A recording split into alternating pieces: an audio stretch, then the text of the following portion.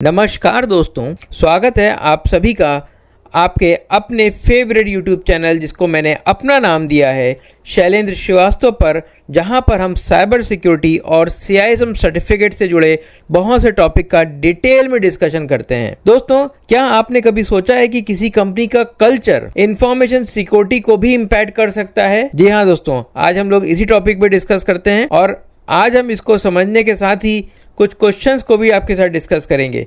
तो चलिए शुरुआत करते हैं आज के पहले टॉपिक पर, ऑर्गेनाइजेशनल कल्चर का इंफॉर्मेशन सिक्योरिटी पर क्या इम्पैक्ट होता है या क्या प्रभाव होता है। ऑर्गेनाइजेशनल कल्चर यानी किसी संस्था का कार्य करने का तरीका, उसके नियम, विचारधारा और लोगों के आपसी व्यवहार को प्रभावित करता है। कल्चर का इंफॉर्मेशन सिक्योरिटी पर असर कैसे पड़ सकता है? जब कंपनी में ट्रांसपेरेंसी और अकाउंटेबिलिटी यानी पारदर्शिता और उत्तरदायित्व होता है तो कंपनी सुरक्षा नीतियों यानी कि सिक्योरिटी पॉलिसीज़ को बहुत ज़्यादा सीरियसली लेता है, उसको गंभीरता से अपनाते हैं। अगर कोई कंपनी सिक्योरिटी को प्राथमिकता नहीं देता है, सिक्योरिटी को प्रायोरिटी नहीं देता है, तो वहाँ पे काम करने वाले लोग बहुत सी गलतियाँ कर देते हैं। जैसे लोग पासवर्ड को शेयर करने लगते हैं, लोग अनवेरीफाइड लिंक पर भी बिना कुछ सोचे समझे क्लिक कर देते हैं और ऐसी ना जाने कितनी गलतियाँ कर देते हैं। सिक्योरिटी कल्चर का क्या मतलब होता है? सिक्योरिटी कल्चर का मतलब है हर कर्मचारी को सुरक्षा का महत्व समझना चाहिए और ये किसी एक टीम या किसी एक डिपार्टमेंट की जिम्मेदारी नहीं है। एक एग्जाम्पल तो समझते हैं। मान लीजिए दो कंपनियां हैं, कंपनी ए और कंपनी बी। कंपनी ए के कर्मचारी स्ट्रॉन्ग पासवर्ड इस्तेमाल करते हैं और फिशिंग ईमेल को समझते हैं, पहचानते हैं और वो रेगुलर सिक्योरिटी ट्रेनिंग में पार्टिसिपेट करते रहते हैं। उसी जगह दूसरी कंपनी बी है और यहाँ के कर्मचारी सिक्योरिटी गाइडलाइंस को अक्सर इग्नोर करते हैं, ध्यान नहीं देते हैं और बिना सोच विचार के सस्पिशियस लिंक पर भी क्लिक कर देते हैं। अब अगर मैं आपसे कहूँ, ज़रा सोच करके बताइए कि साइबर हमले की स्थिति में कौन सी कंपनी ज़्यादा सुरक्षित होगी? तो इसमें कोई बहुत कठिन बात नहीं है बताने के लिए। कंपनी ए के कर्मचारी ज़्यादा कंपनी को सुरक्षित रख सकते हैं। दूसरा पॉइंट आता है ऑर्गेनाइजेशन कल्चर के कौन कौन से कंपोनेंट होते हैं।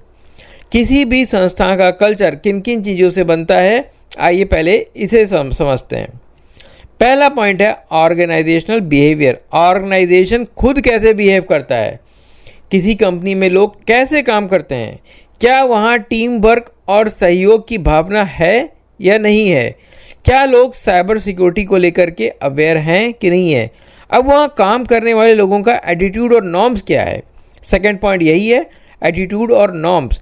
क्या कंपनी के लोग सिक्योरिटी को एक डेली रूटीन में फॉलो करते हैं या जस्ट एक टिक मार्क रखते हैं? क्या एम्प्लॉय सिक्योरिटी की ट्रेनिंग को सीरियसली लेता है कि नहीं लेता है? और तीसरा इंपॉर्टेंट पॉइंट आता है जियोग्राफिकल डिस्पर्सन। अगर एक कंपनी के कर्मचारी अलग अलग शहरों या देशों में काम कर रहे हैं तो उनमें कम्युनिकेशन गैप आने की संभावना रहती है और इसके लिए क्लाउड बेस्ड सिक्योरिटी पॉलिसी या रिमोट वर्क गाइडलाइन का होना बहुत ज़रूरी है। एक एग्जाम्पल समझते हैं। मान लीजिए कि एक कंपनी के आधे लोग ऑफिस में काम करते हैं और आधे लोग रिमोट वर्क करते हैं। अगर सिक्योरिटी अवेयरनेस सभी को बराबर से नहीं बताया गया तो साइबर थ्रेट का यहाँ पे बहुत बड़ा खतरा हो सकता है। अब ऑर्गेनाइजेशन के कल्चर को शेप कैसे करते हैं, कौन कौन से फैक्टर हैं जो ऑर्गेनाइजेशन के कल्चर को बनाते हैं, कैसे उनको शेप में लाते हैं? तो बेसिकली इसमें दो बहुत बड़े कंट्रीब्यूटर होते हैं। एक होता है इंडिविजुअल इटसेल्फ और दूसरा होता है एंटरप्राइज के डायनेमिक्स। पहले समझते हैं इंडिविजुअल कंट्रीब्यूशन। अब देखिए, हर व्यक्ति का एक बैकग्राउंड होता है, कुछ वैल्यूज़ होती हैं और कुछ वर्क एथिक्स होते हैं। ये हर व्यक्ति के अलग अलग होते हैं। कुछ लोग नेचुरली टैलेंटेड होते हैं, कुछ लोग नेचुरली सिक्योरिटी अवेयर होते हैं, जबकि कुछ लोग को ट्रेनिंग की ज़रूरत पड़ती है। अगर किसी व्यक्ति को पहले डेटा ब्रीच का अनुभव हो चुका है तो वो सिक्योरिटी गाइडलाइंस को ध्यान से समझेगा, उसको सिक्योरिटी को गाइडलाइंस को बहुत ज़्यादा गंभीरता से लेगा। अब आता है अगला पॉइंट, एंटरप्राइज डायनेमिक्स। कंपनी का लीडरशिप किस तरह काम करता है, क्या वहाँ पे टर्फ इशू यानी एक दूसरे पर डिपेंडेंसी या पॉलिटिक्स की समस्या है? क्या एम्प्लॉय को सिक्योरिटी रिलेटेड डिसीजंस में शामिल किया जाता है कि नहीं किया जाता? एग्जाम्पल, अगर किसी कंपनी का लीडरशिप सिक्योरिटी को प्राथमिकता देता है तो सिक्योरिटी कल्चर को प्रमोट करता है तो पूरा संगठन इसका पालन करता है। अक्सर ऐसा देखा गया है। अब चलिए जल्दी से एक क्वेश्चन देख लेते हैं। क्वेश्चन इंग्लिश में लिखा हुआ है बट मैं आपको हिंदी में समझाता हूँ। क्वेश्चन है, किसी भी कंपनी में कॉरपोरेट इंफॉर्मेशन सिक्योरिटी एजुकेशन और अवेयरनेस प्रोग्राम शुरू करने का मुख्य कारण क्या होता है?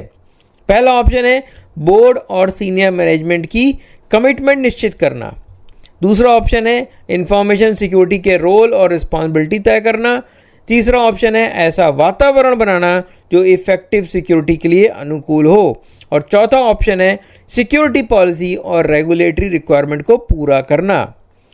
इसका सही जवाब बताने से पहले मैं आपको एक्सप्लेन करता हूं। देखिए, अगर एम्प्लॉय को सिक्योरिटी की ज़रूरत और महत्व को नहीं समझाया जाएगा तो पॉलिसी सिर्फ एक डॉक्यूमेंट में रह जाएगी और उसका कोई एक्चुअल में यूज़ नहीं होगा। अवेयरनेस प्रोग्राम की बात करते हैं तो अवेयरनेस प्रोग्राम का मकसद सिर्फ कंप्लायंस को पूरा नहीं करना है बल्कि एक स्ट्रॉन्ग सिक्योरिटी कल्चर को एस्टैब्लिश करना है।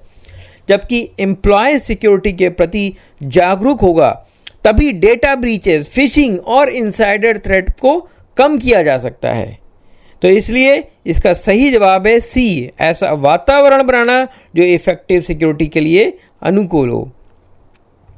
तो दोस्तों, आज के इस वीडियो में हमने देखा ऑर्गेनाइजेशनल कल्चर किस तरह इंफॉर्मेशन सिक्योरिटी को प्रभावित करता है, कल्चर किन किन फैक्टर से बनता है, सिक्योरिटी अवेयरनेस प्रोग्राम का असली मकसद क्या है। अगर आपको ये वीडियो पसंद आया हो तो लाइक, शेयर और सब्सक्राइब करना ना भूलें और अगर आपके कोई सवाल हैं तो नीचे कमेंट सेक्शन में ज़रूर बताएं। मिलते हैं अपने अगले वीडियो में, तब तक सुरक्षित रहें और स्टे सिक्योर। जय हिंद,